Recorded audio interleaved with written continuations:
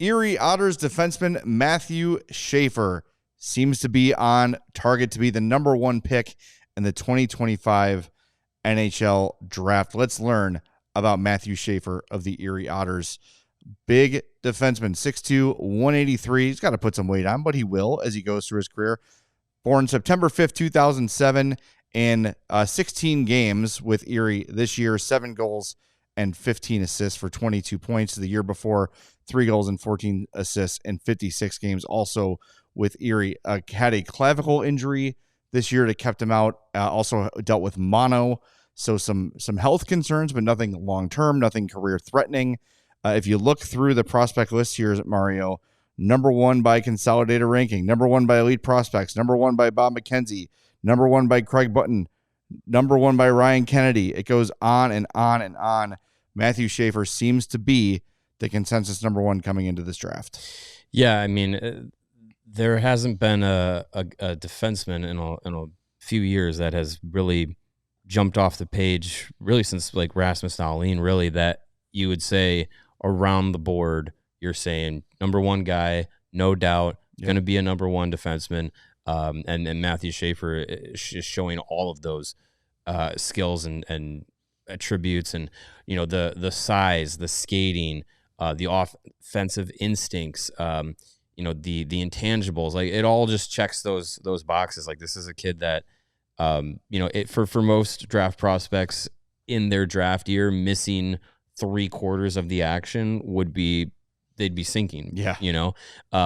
But I think with what people had seen of him prior to his draft year, what they saw of him in his limited time in the OHL, limited time at the World Juniors, he excelled in the Holinka Gretzky Cup with Team Canada. He excelled at the CHL U.S. Prospects Showcase. That was all enough to solidify the status as the top guy in the 2025 draft class, the top defenseman by a wide margin. Oh yeah, and really, the ability to create offensively, the ability to beat guys one-on-one with the puck, be able to be engaged and in the right spots without the puck. The skating ability, again, is so quick and mobile that he can close gaps defensively. He can take those chances offensively and be able to recover so quickly. Like, it all just seems like the perfect package offensive defenseman that is all translatable to the NHL, and which I think that is why so many people are just over the moon over him as a defensive prospect. Well, and it's also important to note that it's not just the injury adversity he's overcome. Also lost his mother to cancer in February 2024. So overcoming personal things and thriving after that occurred, which is hard on a player, especially a player as young as Schaefer.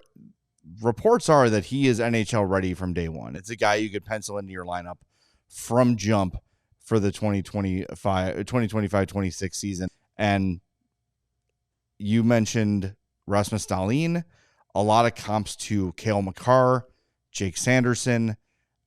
These are generational type guys we're talking about here. Mm-hmm. And as we kind of swing it over to the Blackhawks side of the conversation, the Hawks have said, and they've shown in their drafting, that skating is a priority. And of all the things that Matthew Schaefer does well, skating might be his best. And yes, the Hawks are log-jammed at defense with Nolan Allen and Sam Renzel and Artem Levshunov and Kevin Korchinski and Wyatt Kaiser and Louis Crevier and Ethan Del Mastro and on and on and on. And none of them, with the exception of maybe Levshunov, maybe Renzel, are even in the same stratosphere as Schaefer, or what he projects to be anyway. So it might feel like, the Hawks don't need another defenseman. If you can add a guy like this, I think the conversation changes. Yeah, I mean, if you're in a spot to take Matthew Schaefer, I don't think there's any reason to pass over him, honestly. I think you have a guy who, like you said, like, if he is stepping into the NHL day one after being drafted, as a defenseman, like that position takes a long time to develop into their full potentials for the most part. But you see those special talents where maybe it is only a year or two before they're really maximizing their potential. Guys like Dahlin and Makar, Quinn Hughes again, like he's a guy that stepped into the league as soon as he did, was flying up and down, and an immediate immediately impact great player.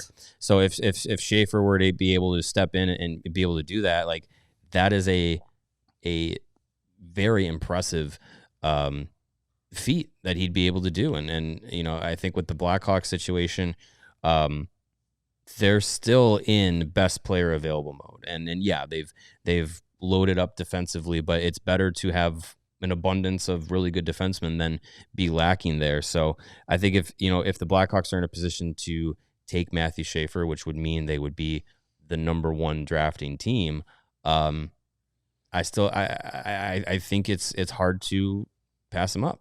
And you can have Schaefer and Renzel and Levshinov and Vlasic and Korchinski and all these guys. And the reality of teams that have these massively deep prospect systems, not all of them get to the NHL. Not Right. all of them get to the NHL with the team that drafted them. And when you have an overabundance of these young, talented players, there are other teams that have deficits at those positions. So you look at them and say, hey, we'll take your really good forward prospect for one of our really good defensive prospects, and you're able to figure it out from there. So I think if the Blackhawks are in a position to take Matthew Schaefer, it's hard to make the case to pass him up, because you're looking at it from best player available. Yeah, and I can understand why fans might roll their eyes at that, because there seems to be such a big void aside from Connor Bedard and Frank Nazar of top 6 forward talent.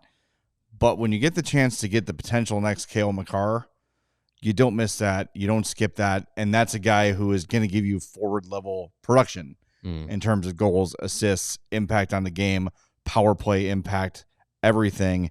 And one thing too about Schaefer is sometimes when you get these highly skilled guys, the compete can be a bit of an issue. Not at all with him. Ultra competitive, ultra skilled, great skater. He checks pretty much every box there is to check, and that's why he has separated himself in this draft as it's Schaefer, and it's kind of everyone else below him. You could probably say Schaefer, as of today, Misa, and then everybody else, but Schaefer seems to be for sure the number one pick. And like you said, if they draft him and they've got this surplus of defensemen, all of a sudden a team like San Jose, who really needs a franchise defenseman, right, and maybe miss out on Matthew Schaefer, suddenly becomes really interested in Korchinski or Vlasic.